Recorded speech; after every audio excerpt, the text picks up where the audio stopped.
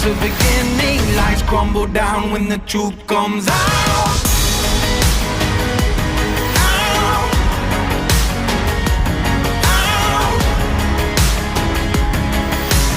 Lights crumble down when the truth comes. Tila sinampulan agad ang mga ipinagmalaking proyekto ni Marcos Jr. sa kanyang SONA nitong Lunes, partikular na ang mga natapos umanong flood control projects. Ang tanong, epektibo kaya ang naturang mga proyekto? Narito balita ni Carlo de la Peña.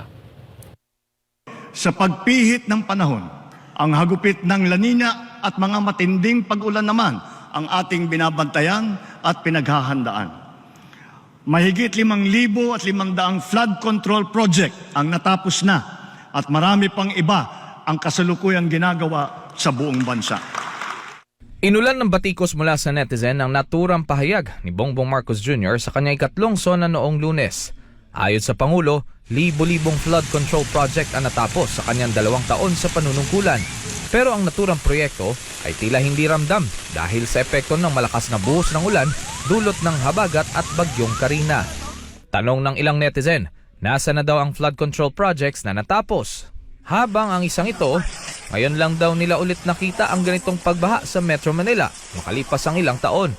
Parang wala din daw anyang pinagbago ang matinding pagbaha. Miyerkules ng umaga, bumungad sa maraming residente sa Metro Manila at karatig probinsya ang mataas na tubig baha dahil sa walang humpay na pag-ulan.